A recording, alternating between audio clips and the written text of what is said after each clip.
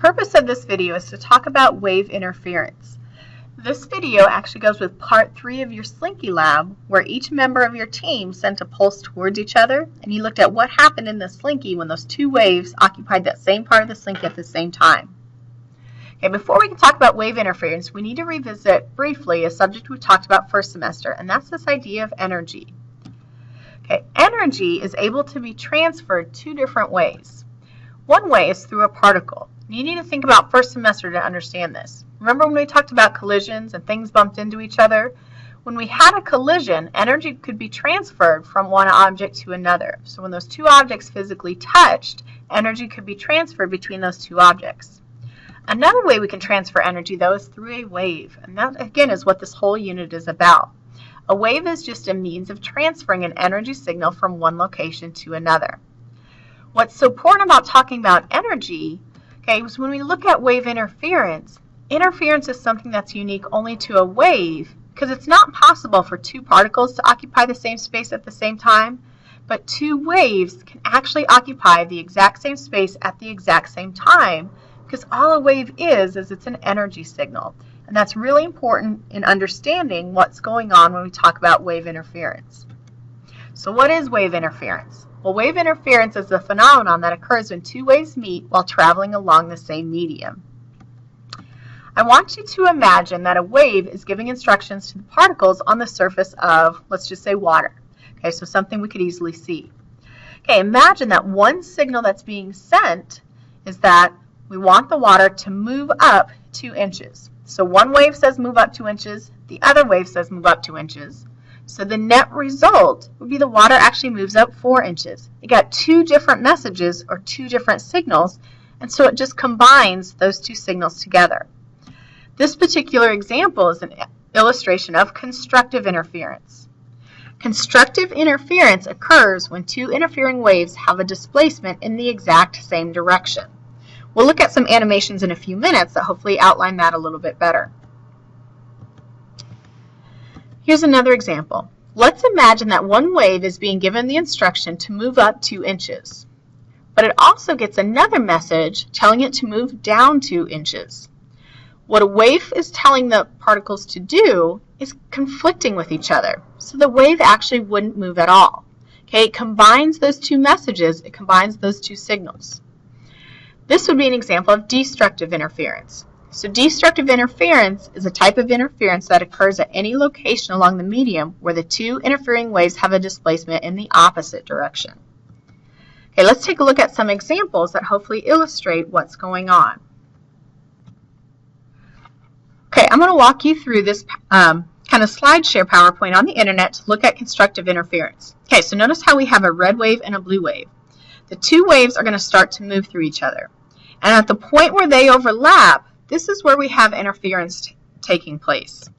Okay, here's the amplitude of the red wave. Here's the amplitude of the blue wave. The blue amplitudes are added to the red ones, and a positive amplitude is added to another positive amplitude. Okay, so the blue amplitudes kind of pile on top of the red ones. The result is a wave that looks like what's going on in white. So that would be the actual shape of the medium. So it's the sum of the separate amplitudes for each wave. If I got rid of everything else, this is what the actual wave would look like. Okay, so there's an example of constructive interference. Destructive interference, again, is where the two waves would be traveling with opposite displacements. Okay, so the two are starting to move towards each other. Just like I did before, there's the red amplitude, there's the blue amplitude. They're still adding together, but since one had a positive amplitude and one had a negative amplitude, the net result would be something like that. So we're starting to take away from each other. This part of the wave is untouched. Here's the part that's overlapping, and then it continues with the other part of the wave. If I get rid of all those drawing lines, this would be the shape of the medium without drawing the two different waveforms. Okay, I'm going to show you a couple more examples, but if you need more, kind of write down or jot down this website and go back through and look at some of these. Okay, wave interference is also known as superposition of simple waveforms. Okay, here we have a square wave interfering with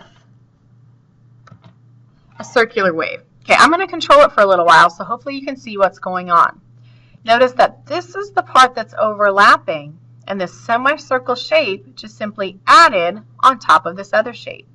If I get rid of the individual waves, this would be the actual resulting wave that's taking place. As I continue to slide them past each other, you can just see more of that semicircle shape is just being added on top. Here, they're 100% on top of each other. Okay, if you kind of watched a little bit, again, hopefully you can see how those waves are overlapping and adding up to give the overall resulting white wave. Okay, here's an example of destructive interference. So notice how that shape is subtracting out of what's there. So this is the part that's overlapping, and we subtract out part of the wave. Okay, here's another example. So we could have two triangles come towards each other. Okay, so you can see what's taking place as those waves are overlapping. Okay, if I slow it down and I control it, okay, this part of the string, the rope, or the medium, whatever it is getting double the signal, so it's going to add together. Okay, again, I'm just going to let this run for a minute so you can see what happens when they start to overlap.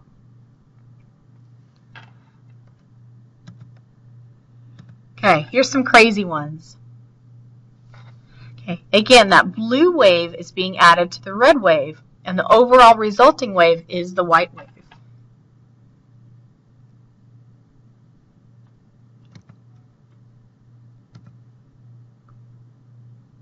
Okay, just let yourself kind of be hypnotized with the animations for a while. I find them kind of fun. Oh, we just did that one. Okay, here's another example of destructive interference. Okay, notice how when they are 100% on top of each other, if I can get there, okay, we have complete destructive interference. Okay, I'm going to show you one more kind of crazy example.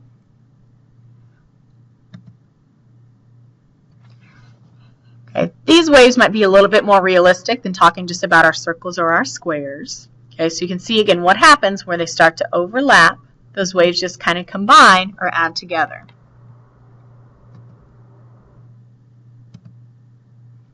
Okay, different shapes happen with different animations.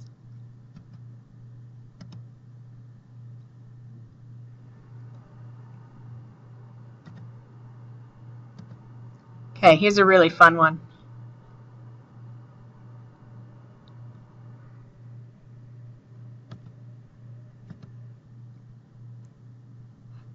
Okay, if they're out of phase just a little bit, you got really high amplitudes mixed with really low amplitudes. And that one's just kind of fun. Okay, so again, if you want to look at these a little bit slower or on your own time, okay, here's the website. I'll again put it under resources so that you can follow along as well.